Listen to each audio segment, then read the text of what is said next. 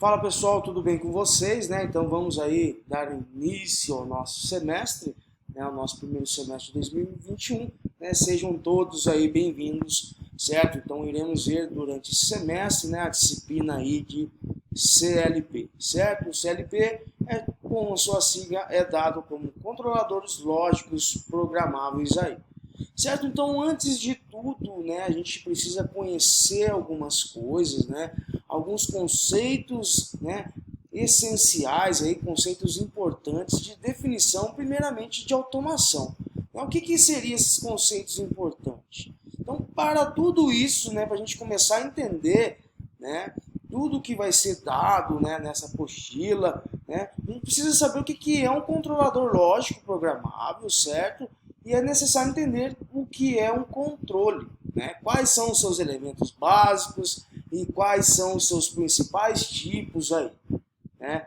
Uma planta, né, para ser controlada, ela deve dispor dos seguintes componentes básicos, né? Um processo, né, o sensor, né, o controlador aí e os atuadores. Beleza? Né? São os conceitos aí que a gente precisa saber. Então, para a gente conhecer, né, o que é esse controle, então a gente vai ver o diagrama a seguir aí, né, que apresentam todos esses elementos. Então, aqui nós temos o processo, certo? Então, nosso processo, né, aqui os nossos sensores, né, que serão capacidade de coletar dados, né, do nosso processo.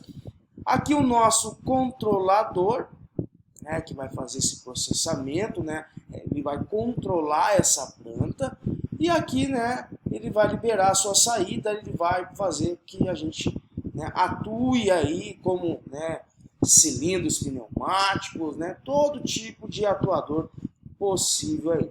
Então isso aqui é um diagrama aí simplificado, né, do que, né, desses conceitos, né, de um sistema de controle. Certo? Então, o que são esses sensores, né?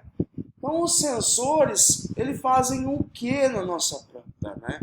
Ele mede o desempenho do sistema, certo? Sente as mudanças das variáveis monitoradas, né? O exemplo aí, termômetros, né? Velocímetros, sensores indutivos, capacitivos, ultrassônicos, né? Entre variados tipos de sensores aí.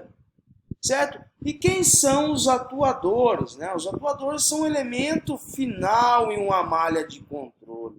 Certo? Então, os atuadores é o que vai ser acionado, né, através do controlador, né, através do nosso CLP aí, certo? Comandado aí por um controlador, né, exemplo, motores, né, cilindros pneumáticos, né, entre outras aplicações. Tranquilamente, beleza. Né? E o que são os controladores? Né? Os controladores que aqui bonitinho, né? Que são os nossos CLP, certo? Também a gente pode encontrar, né, como PLC aí. Então o objeto, né? Ele é o objeto de estudo da nossa disciplina, né? A gente vai aprender a programar, né, esses CLPs através de uma linguagem específica, né, como o Ladder, certo? O que ele é responsável? É responsável para receber o que? Né, os dados dos sensores, né, processá-los e a partir de uma forma de controle e atuar na saída do sistema. Quem que é este controle? Né? A programação feita, né, no CPU, né, do nosso CLP. Aí. Perfeitamente. Né? Então a gente também precisa conhecer, né, alguns sistemas aí de controle que é chamada aí de malha aberta. O que seria essa malha aberta, pessoal de controle de automação? Né, já viram, né, ou podem ser que vão ver ainda esses sistemas de controle.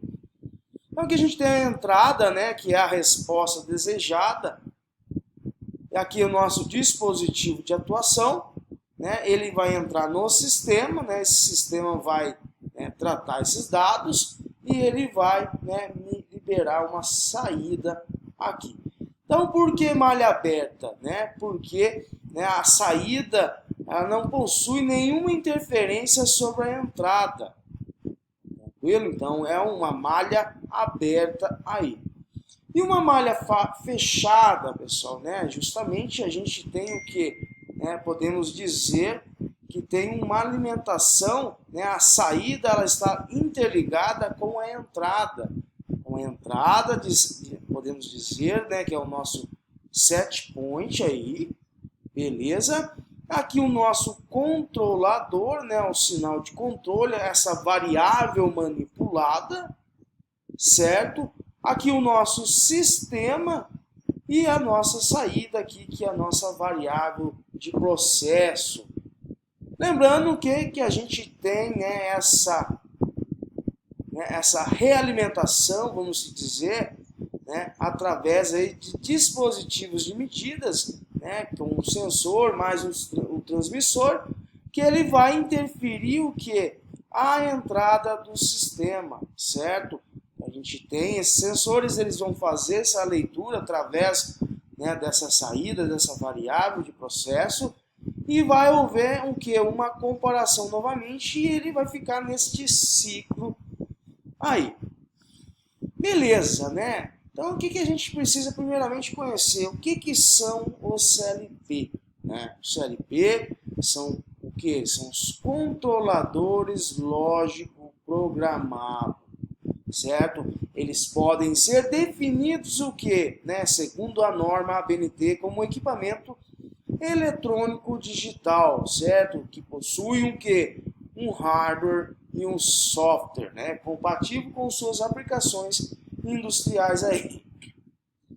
E também, desculpa, e também, né, a gente pode encontrar os CLPs com uma sigla CLP, ou também podemos encontrar aí com a sigla, né, PLC, né, quer dizer que a gente está tratando do mesmo, né, equipamento eletrônico aí. Certo? Então, o CLP, controle lógico programável, e o PLC, Programmable Logic Controller, né, uma sigla em inglês. Tranquilo? Beleza, né? Mas e aí, né? O que é essa perspectiva histórica, né? Aonde nasceu o CLP? O porquê a importância desse CLP aí, né? Então, o CLP, ele nasceu dentro da onde? Da General Motors, certo? Em 1968. Por que foi, né? Nasceu dentro da General Motors, certo? Por quê? Né? Pelo fato que dá grande dificuldade em mudar a lógica de controle dos painéis de comando. Então podemos observar, né, a comparação, né, com o CLP, com o dispositivo, né, de comando, né, um comando elétrico, certo? Que é onde são envolvidos, né, esses painéis gigantescos. É uma evolução tremenda. Então, por que teve essa necessidade aí, né, de criar esse CLP, né, um controlador lógico programável? Justamente porque né, eram construídos painéis elétricos, né, que hoje isso está se tornando obsoleto, né? Existem muitas máquinas ainda que trabalham, né, com esse sistema aí, né, com esse painel elétrico, né, com a parte da eletrotécnica, né, extremamente robustos, certo? Então o CLP ele veio para facilitar isso daí. Por que na General Motors? Pelo fato que, né, a mudança na linha de montagem. Agora vocês imaginam, né, um painel monstruoso desse aqui, sendo que, né, ele está designado, ele foi construído, né, projetado para uma devida linha de montagem. Só que aí, né, apareceu, né, necessidades e a gente, né, várias outras linhas. Agora imagine você modificar, né, um painel elétrico desses, né, para aprimorar ele, né, modificar, né, a parte lógica, né, o circuito lógico, né, o circuito de comando deste painel, para atender essa mudança na linha de montagem aí. Então isso aí também vai implicar o que, pessoal? Né, em altos gastos de tempo e dinheiro. certo? Então imagina um painel desse, né, monstro aí, né, tudo cheio de contadoras, cheio de condutores. Aí, ó, um profissional modificar esse painel já construído, né, modificar a sua lógica, né, o seu diagrama, o seu circuito de comando, o seu circuito de potência, né, para atender outra linha de montagem aí. Então foi por isso que nasceu o CLP dentro da General Motors, certo? Justamente o que? Para facilitar, né, a modificação aí, né, para uma devida mudança na linha de montagem, certo? Então, basicamente isso. E também, né, sobre a liderança aí de quem? Né, do engenheiro Richard Morley.